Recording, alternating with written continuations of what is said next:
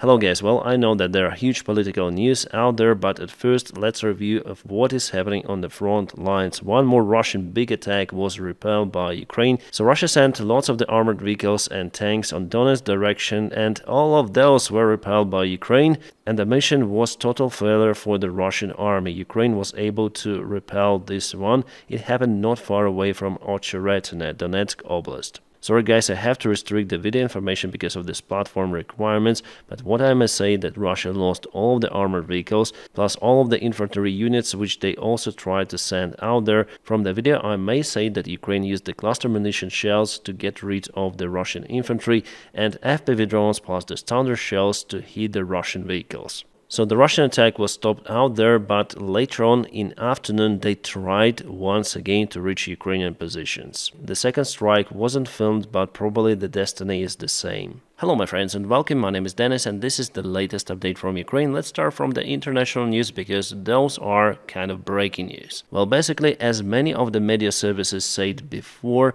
Joe Biden has decided to drop out from the presidential race. He will still remain the United States president, and he endorsed Kamala Harris, the current vice president, to run for the president's office position instead of him. Well, I think that definitely they don't have the other choice rather than to endorse Kamala Harris. And finally, I think that other Democrats will endorse her as well during the Democrat Party meeting, which I guess starts the next month. So Republicans already did it with Trump.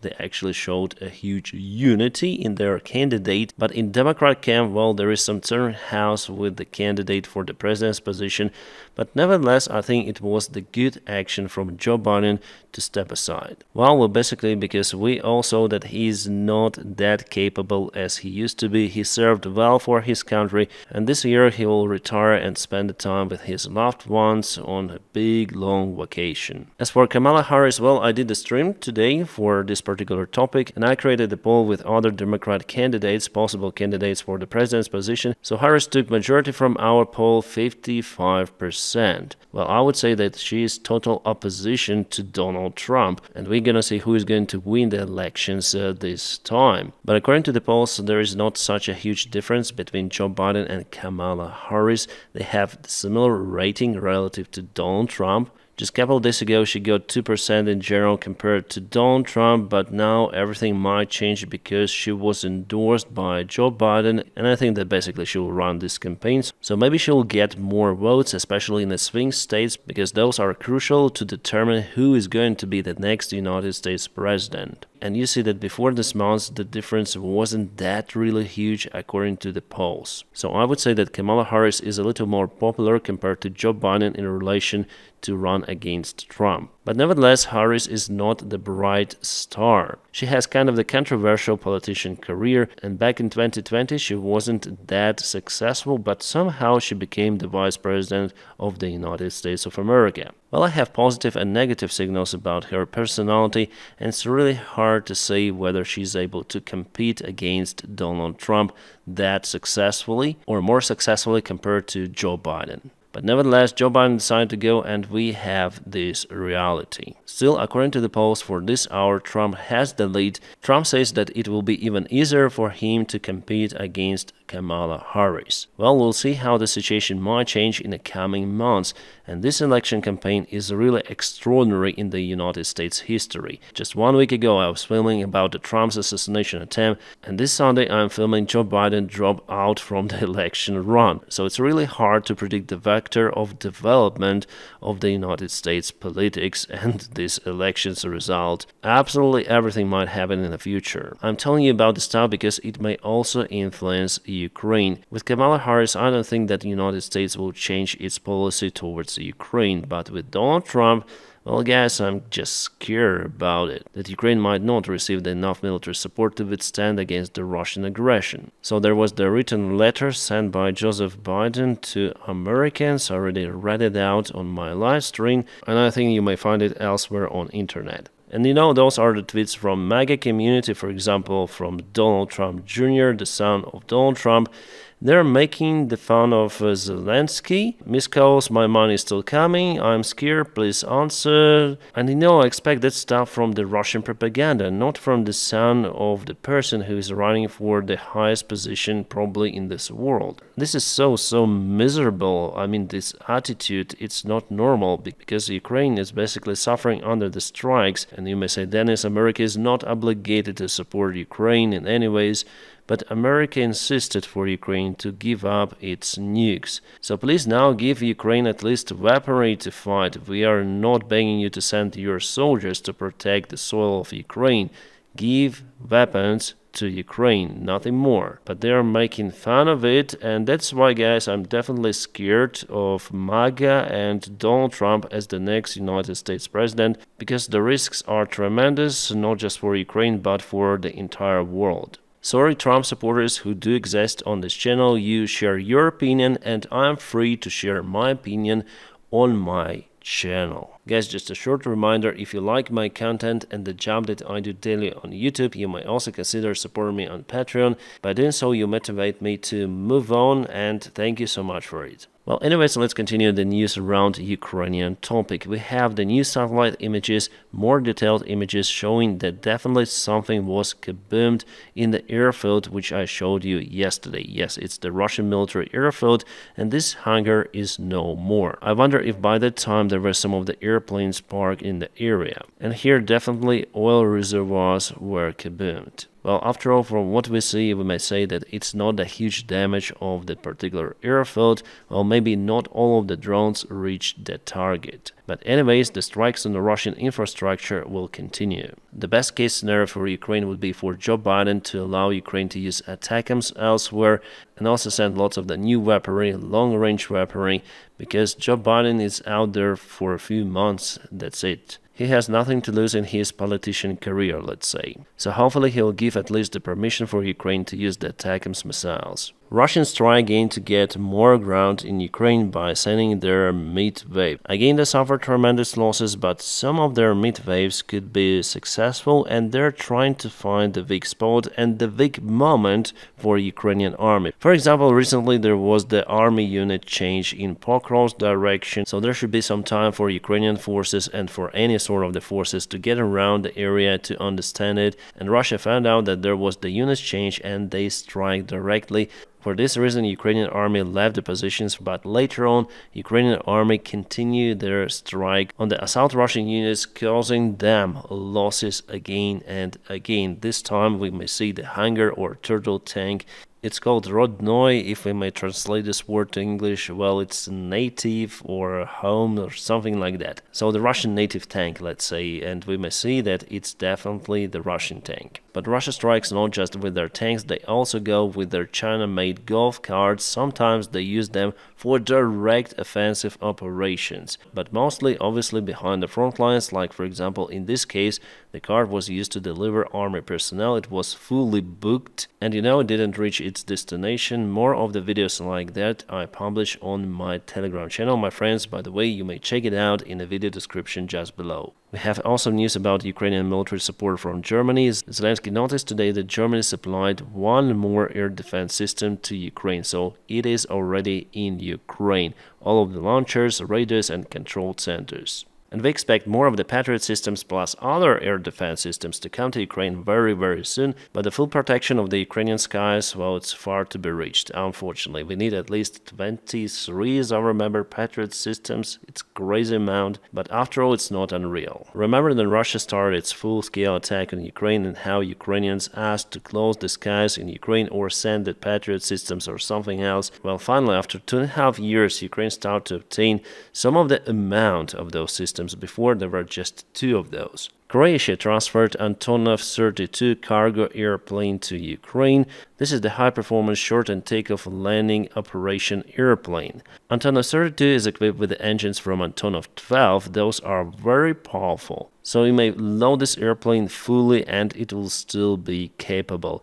Very nice machine. Even though it's kind of old, but it's good. By the way, I've flown a similar type of the airplane, Antonov 24. It's basically similar, but with different smaller engines, much less powerful compared to this one. As for the Polish MiG-29s that they're willing to send to Ukraine, well, Ukraine might obtain those just in around half a year, because Poland is waiting for the order of F-35, so they cannot give those airplanes to Ukraine before, as they say. Well, Poland is also not that far from Russia, that's why they also concerned and they require the Air Force. Yeah, I just hope someday Ukraine will get F-35s as well. The unknown drone was found near Kiev, so Russia used the new technology, the new type, let's say, of the drone. It is capable to fly at the record low altitudes of around 20 meters above the ground level. It may also overfly the obstacles in the front, so probably it has some sort of the sensors for that. Nevertheless, it was shot down by mobile units of Ukrainian air defense with the help of the machine gun.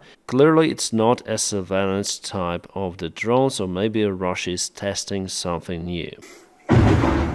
Тут кругом трупы.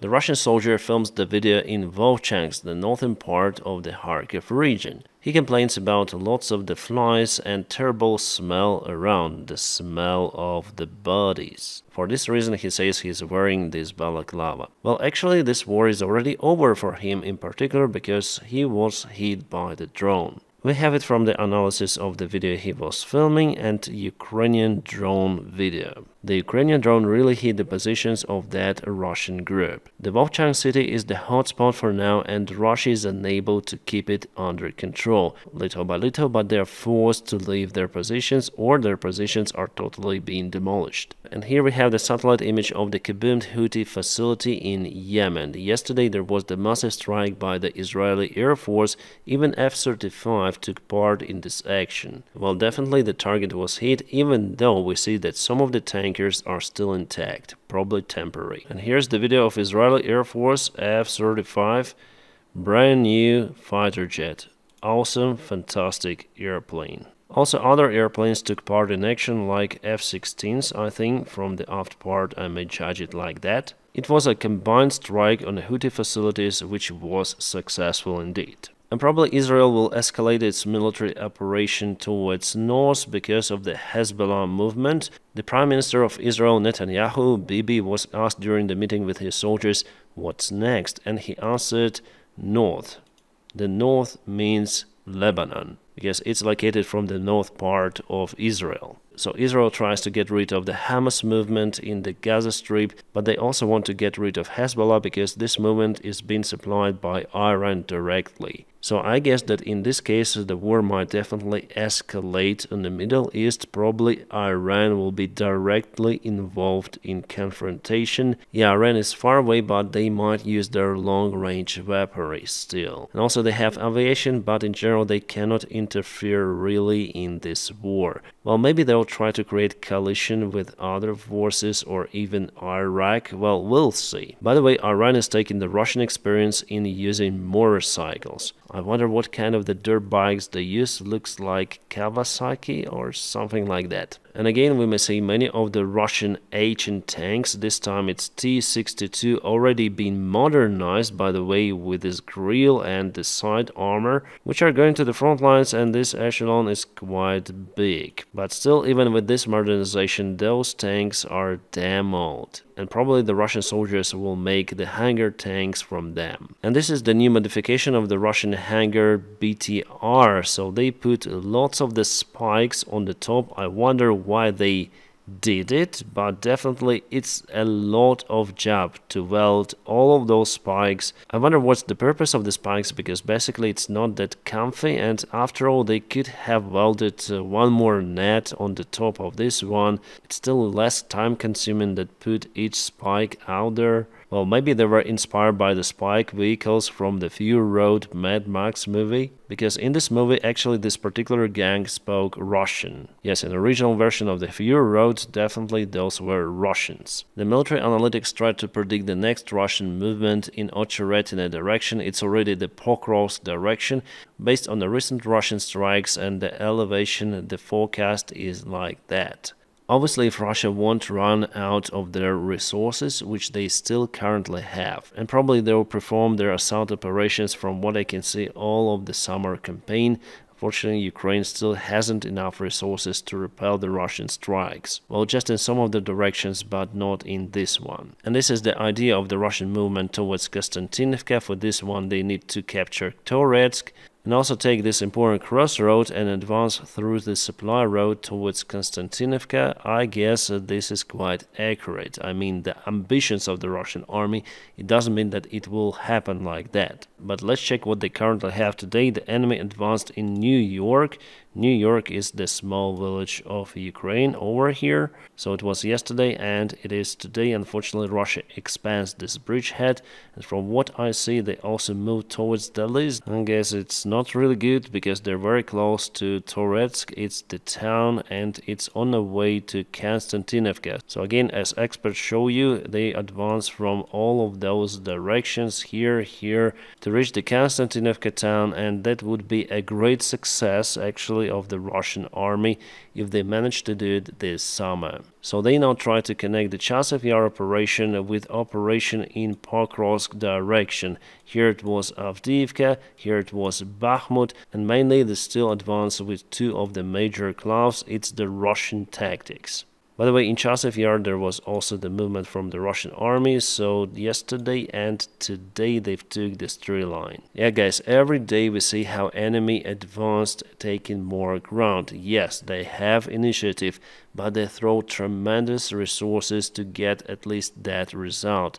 And believe me, it will not continue for a very long time. Each day Russia loses around 1,000 soldiers wounded and KIA. Any sort of the army would be exhausted in that case. So from what I see, Putin tries to show that Russian army is capable. They are taking the ground, and Ukraine really needs to negotiate with Russia. Using Trump, for example, who might step up as the mediator. So Russia really bets on Trump's presidency. And they think that Ukraine will give Russia lands, like for example Donetsk and Luhansk Oblast fully, plus Crimea. And not long time ago, a Russian presidential jet was spotted in Washington airport, very close to Trump's 757. So who was on the board of this airplane? As sources say, the Russian internal minister. So probably there were representatives from Russian and from Trump's side. For now we have just the rumors that they've discussed the peace deal on Ukraine. Again, to give Russia Crimea and Donbass, and instead Russia would withdraw their forces from Kherson, Zaporizhia. Russia is also against the Ukrainian NATO membership, plus they want to demilitarize the Ukrainian army, but there are no any guarantees that Russia wouldn't strike Ukraine again. But really the details are unknown. There are more conspiracy theories about this case. It's hard to say for me from this perspective as some sort of the military blogger who's really outside this event. And now my friends, please don't forget to press your huge like to this video. By doing so you help me a lot, and as always I wish you all a peaceful sky wherever you are, and have a great time.